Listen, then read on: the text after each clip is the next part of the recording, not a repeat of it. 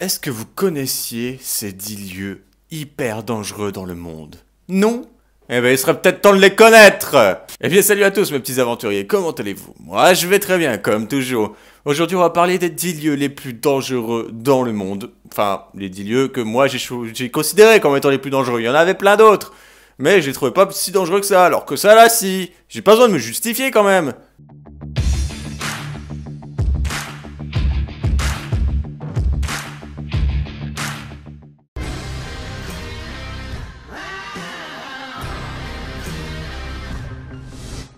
Ce mont sacré chinois figure systématiquement dans la plupart des listes des lieux les plus dangereux du monde.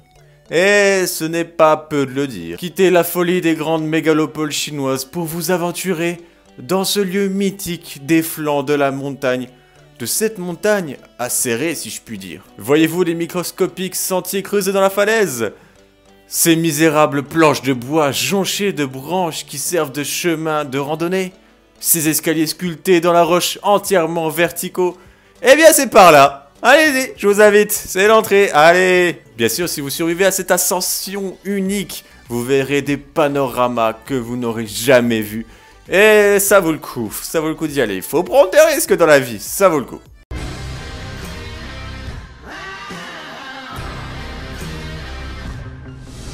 Si faire plouf dans une piscine municipale vous ennuie, je vous invite à le faire dans la piscine la plus dangereuse du monde. Notre second lieu dangereux se trouve tout en haut des chutes Victoria, à la frontière du Zimbabwe et de la Zambie. Il s'agit de la piscine Victoria qui vous emmène au bord d'un précipice de plus de 100 mètres de hauteur.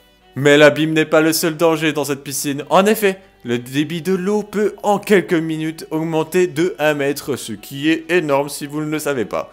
Et ne vous croyez pas à l'abri s'il y a un grand soleil et aucun nuage à l'horizon, puisque l'augmentation des coulées d'eau peut venir des crues qui se passent à quelques kilomètres d'ici et venir vous frapper en pleine face. Malgré la mort de 15 personnes tombées dans le précipice, la dénommée piscine du diable ne connaît pas de repos éternel, puisque les touristes affluent de plus en plus, plus de personnes meurent en fait dans le précipice, plus de monde viennent. Plus de touristes veulent vivre cette expérience d'être dans la piscine du diable. Les gens sont cons quand même. Et ça me donne vachement envie d'y aller aussi en fait. Je suis vraiment con en fait.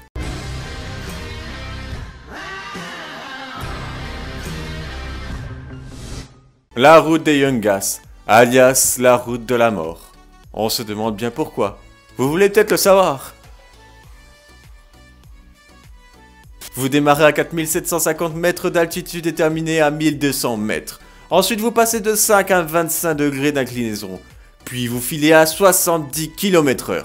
Le sentier mesure à peine plus de 3 mètres. En contrebas, les nuages recouvrent la vallée et la brume bouche parfois le paysage. La route tourne, se rétrécit.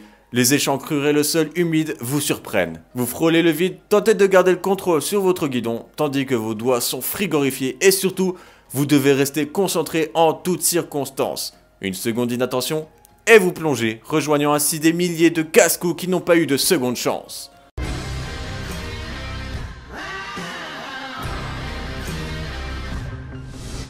Cette petite république enclavée en Asie centrale est connue pour son incroyable cratère de gaz situé près du village de Darvaza.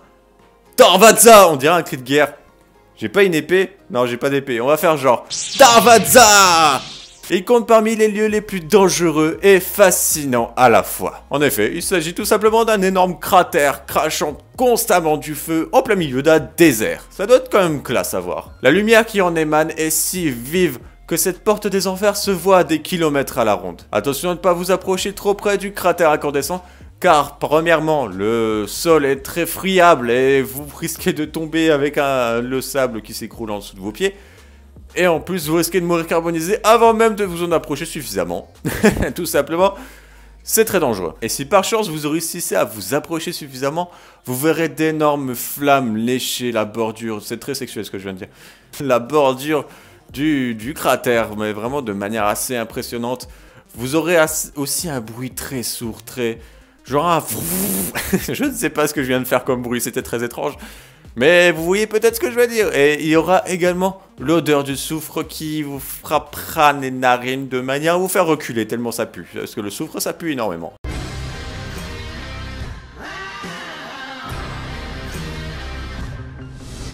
Il faudra avoir les nerfs solides pour pénétrer ce lieu effrayant et inhospitalier. Bienvenue ou pas sur l'île de Queimada Grande. Glende. Ce petit écrin de verdure posé au large des côtes brésiliennes est bien l'un des endroits les plus dangereux au monde. On la surnomme également l'île aux serpents. Vous comprenez tout de suite quel est le danger à présent. Et ce ne sont pas des petites couleuvres de France. Non. Non, ce sont des serpents beaucoup plus dangereux. Le nom de ces serpents est Iraraka Eloa. Je ne sais pas si je le dis correctement. Et Dieu m'en préserve que je ne me fasse pas mordre par ces serpents à cause de l'écorchement que j'ai fait de leur nom. C'est très clairement la vipère la plus venimeuse au monde. Une morsure de cet animal, 1 heure plus tard, vous êtes au lit. Ou plus précisément à la morgue. Ce n'est pas très plaisant. Leur venin provoque un effet de nécrose. Donc en bref, vous pétrifiez de l'intérieur. Vous pourrissez. Voilà. Vous pourrissez. Il est dit que sur cette île, il y a 5 serpents par mètre carré. Vous vous rendez compte un peu la quantité de serpents ça fait. C'est assez impressionnant. Et seules les personnes vraiment autorisées, donc des scientifiques de assez haut niveau, sont autorisés à y aller afin de prélever du venin de serpent et essayer de fabriquer des antidotes. Donc je sais pas exactement quel type d'antidote ils fabriquent avec. Mais ils fabriquent quelque chose avec, c'est pour ça qu'ils laissent cette île en état, ils laissent les serpents se proliférer et baiser les uns des autres en faisant des belles grosses orgies sur leurs îles.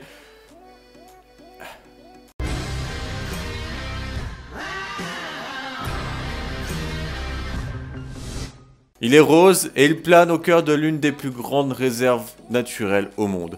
Mais c'est également un véritable cimetière ornithologique. Le lac Natron, en Tanzanie, est très dangereux à la fois pour l'homme et pour les animaux. Pourquoi? Parce que ce lac a la particularité d'être salé et extrêmement alcalin. Son pH est quasiment équivalent à celui de l'ammoniac. Au moindre contact, l'eau afflige une douleur atroce et pétrifie littéralement les corps, telle Médusa. C'est pourquoi lorsque le niveau baisse, on peut observer des cadavres d'oiseaux calcifiés, figés dans le temps et dans les moindres détails, sans compter sur les odeurs insupportables du soufre qui en émane en permanence. Alors, qui est chaud pour une petite baignade?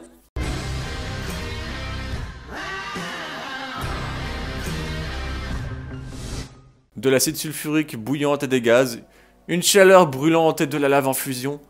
Non, ce n'est pas la définition de l'enfer. Enfin, en tout cas, je ne crois pas. Je ne sais pas, je n'y suis jamais allé et je ne pense...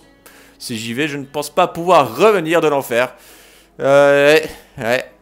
La damnation pour l'éternité. C'est donc la définition du désert de Danakil en Érythrée. Les volcans actifs y sont partout. Le thermomètre atteint 50 degrés, tandis que des profondeurs de la Terre se dégagent des gaz toxiques. En dépit des conditions extrêmes, les Afars y vivent depuis des temps immémoriaux. Ces bergers nomades, qu'on le croise régulièrement accompagnés de leurs ânes ou de leurs dromadaires, subsistent toute l'année dans les triangles désolés de l'Afar. Ils vivent de leurs troupeaux ainsi que de l'exploitation et du commerce de sel. C'est un endroit terrifiant, mais sa beauté surnaturelle attire beaucoup de touristes.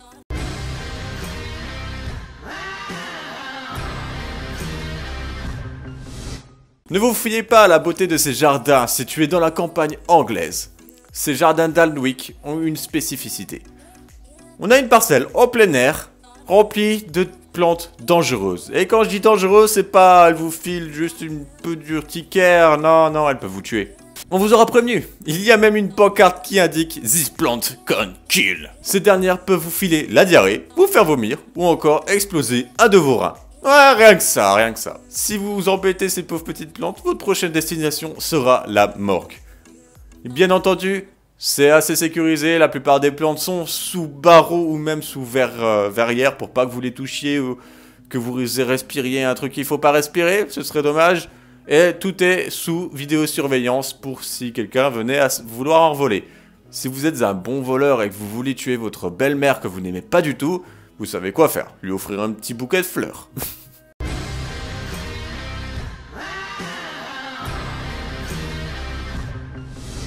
L'atoll du Bikini fait partie des îles Marshall, et je ne parle pas du bikini que les femmes portent pour aller se baigner. À première vue, cela ressemble à une île paradisiaque perdue au milieu de l'océan, n'est-ce pas? Et c'était le cas! Jusqu'au jour où les États-Unis aient commencé à faire des essais nucléaires sur cette île. Bien entendu, ils ont pensé à faire évacuer les habitants. Enfin, je crois. Les essais sont aujourd'hui finis, mais l'île n'a plus jamais été la même. Le niveau de radiation y est très élevé. Il est donc fortement déconseillé d'y passer un long moment sous risque de développer un cancer. Selon les autorités, un séjour de courte durée, ils n'ont pas précisé la durée, mais de courte durée, ne serait aucun risque niveau sanitaire. En revanche, il ne faut pas manger les fruits et légumes étant donné que les fruits et les légumes se nourrissent des radiations pour grandir. Donc si vous voyez une pastèque carrée et de couleur bleue, ne la mangez pas.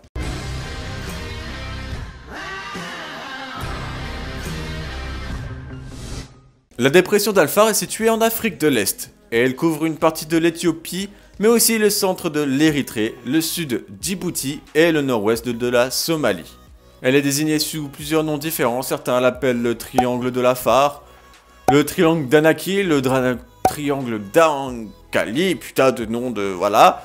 On l'appelle aussi le dépression de Danakil ou encore dépression de Dankali. La zone atteint une superficie de 4000 km² et elle se situe sous le niveau moyen de l'océan. Certaines zones peuvent même atteindre 155 mètres sous le niveau de la mer. Mais ce n'est pas pour ça qu'elle est connue. Pour commencer, toute la zone est sismiquement active et elle a régulièrement des mini-tremblements de terre. Ce n'est d'ailleurs pas surprenant puisqu'elle se situe sur 3 zones de distorsion de la croûte terrestre. Qu'est-ce que c'est? C'est tout simplement des zones de croûte terrestre qui sont distordues, je suppose. J'en sais rien. J'aurais peut-être dû faire des recherches, mais je l'ai pas fait. On est dimanche, voilà. Ouais. Ce n'est pas fini car elle abrite également de nombreux volcans rouges qui déversent régulièrement leur fluide sur ces terres. Non, bande de petits coquins, je ne parle pas de fluide sexuel, je parle de lave. Comme si cela ne suffisait pas, la dépression est en plus une des zones les plus chaudes et les plus stériles du globe. Les températures oscillent ainsi le plus souvent entre 30 et 42 degrés Celsius. Et le problème, c'est que l'air est aussi saturé de vapeur de chlore et de soufre. Les rares points d'eau sont souvent proches du point d'ébullition et ils contiennent en plus de nombreux contaminants extrêmement dangereux pour l'homme, mais aussi pour tous les organismes vivants. Bref, vous l'aurez compris, la dépression de l'Afar est clairement pas le bon endroit pour prendre ses vacances si vous avez des envies de suicide ou de sensations fortes pour votre mort qui arrive très prochainement visiblement. Et bien voilà, c'est la fin de cette vidéo, j'espère qu'elle vous aura plu. J'essaye d'être beaucoup plus dynamique, en fait je me sens grave bien en étant un peu plus dynamique. J'essaye aussi de changer de temps en temps, de faire des plans plus proches, plus loin de... Après je sais pas si c'est bien de faire... Oh yeah. Bref, vous savez ce qui va se passer, hein. Hop, oui, ah j'ai pas mis ma main assez loin, excusez-moi, le mur est trop près. Hop, voilà, on a le pouce bleu, ouais. Et là, on va le chercher en haut. Hein. Hop, on a le j'aime et on va poser le pouce bleu. Je sais pas en fait. Non, on va pas le poser. Hop, allez, hop, ça dégage. Parce que c'est hyper chiant à faire le tracking, c'est horrible. Sur ce, je vous dis portez-vous bien et bisous sur vos petites miches bien moelleuses.